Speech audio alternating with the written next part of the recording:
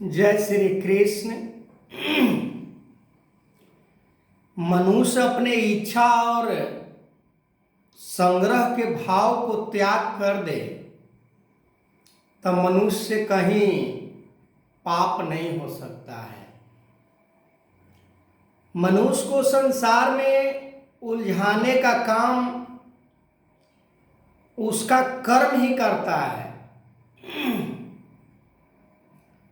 संसार के पदार्थों को प्राप्त करने के लिए वो किसी भी कर्म को कर देता है, पर उसका परिणाम गलत आ जाता है। धर्म को जानकर भी धर्म को नहीं अपनाता है, अधर्म को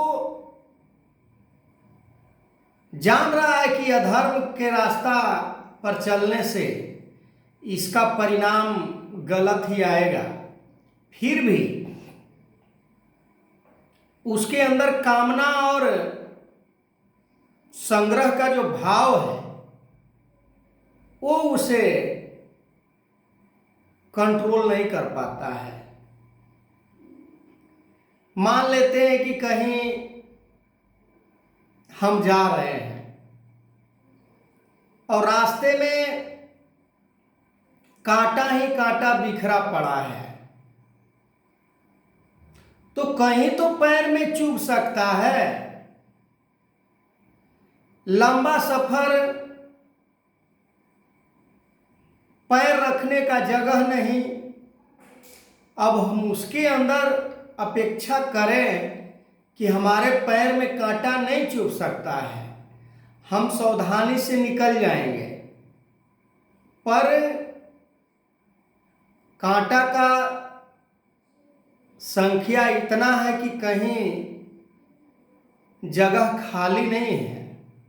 ठीक उसी प्रकार हमारे मन के अंदर जब लोभ लालच स्वार्थ होता है तो हम धर्म को प्रमोट नहीं कर सकते हैं, हम धर्म के बताए हुए अनुसार रास्ते पर नहीं चल सकते हैं, क्योंकि हमारे मन के अंदर वो पाप पहले से ही वर्तमान होता है। समय के सतगुरु जब भी इस धरती पर आए, मानव को, इंसान को यही बात समझाने का प्रयास किए।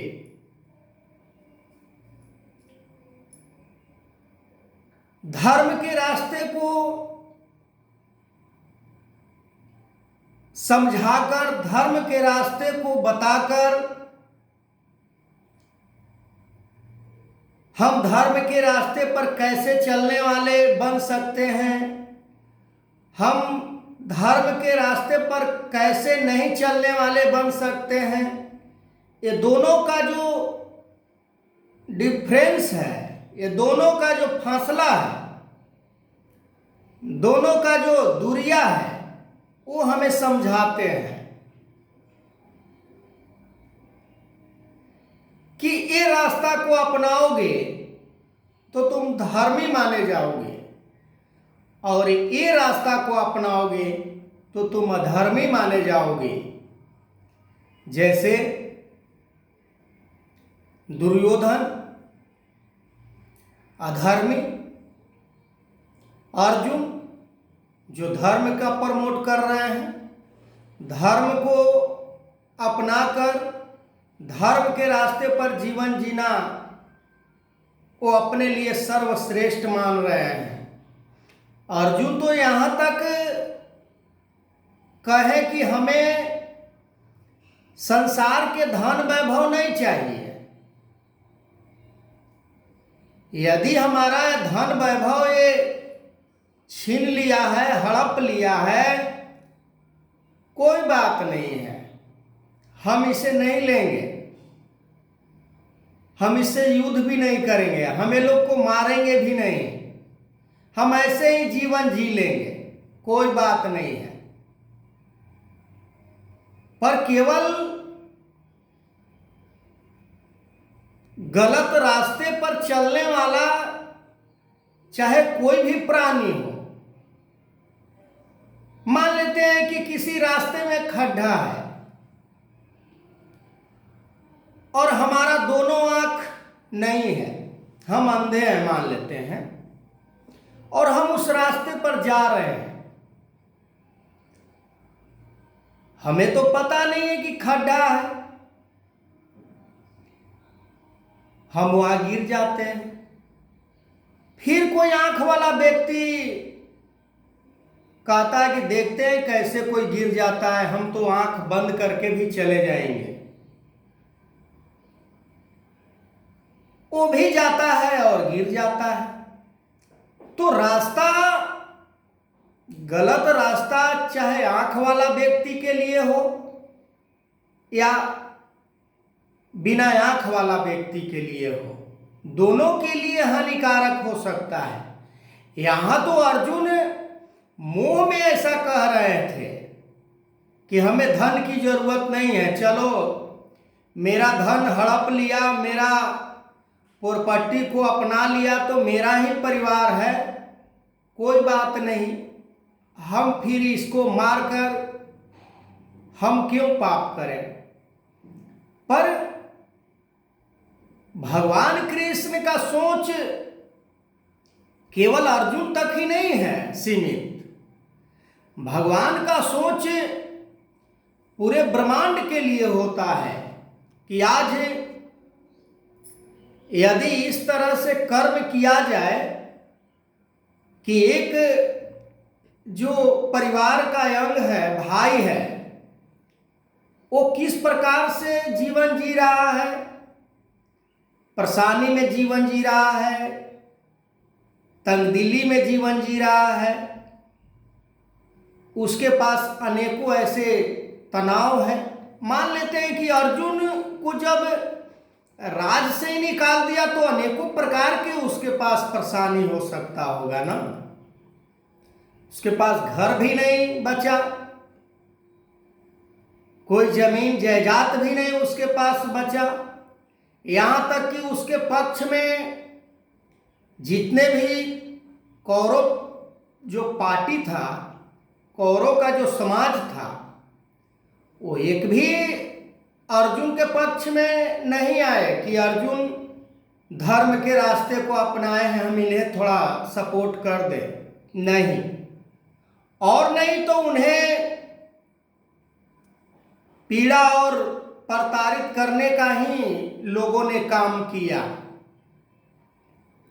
तो भगवान कृष्ण यहां सोच रहे हैं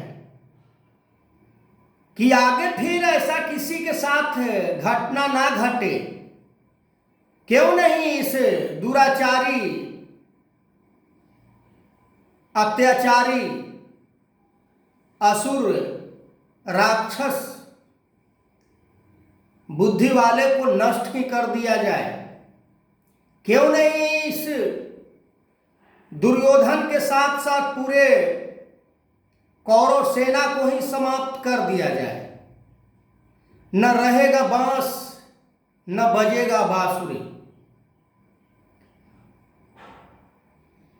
तो आज भी ये संसार में, वो तो युग द्वापर था, पर आज भी इस युग में भी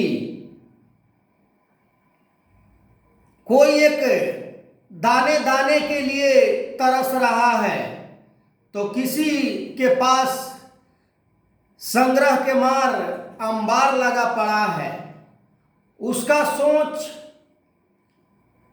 अपने परिवार तक ही, फिर वो अपने भाई को अपना परिवार मानता ही नहीं है, जो कि वो एक ही माता पिता से जन्म लेने वाला, जब वो इस प्रकार से स्वार्थ में पड़कर, लोभ लालच में पड़कर फिर रिश्ता को तोड़ देता है। जैसे दुर्योधन रिश्ता को यदि नहीं तोड़ने वाले होते तो ये नहीं कहते कि मैं पांडवों को सुई के नोक भर भी जमीन नहीं दूंगा। तो इससे सीख लेनी चाहिए मानव को कि ये संसार के नाशवान पदार्थ, धन, वैभव, मान, प्रतिष्ठा, ये कुछ काम में आने वाला नहीं है। जब भी काम आने वाला है, जब भी कल्याण मानव जीवन को होने वाला है, तो धर्म को ही अपना कर होने वाला है। अधर्म के रास्ते पर चलने वाले कभी भी अपने जीवन को कल्याण नहीं कर पाए। इसका इतिहास है, चाहे उस दुर्योधन की देखे या रावण को देखे या कंस, कौरव, अनेकों और अत्याचारी अन्यायी को हम देखें। आगे मैं इस वीडियो को कंटिन्यू करूंगा। तब तक के लिए जय श्री कृष्ण।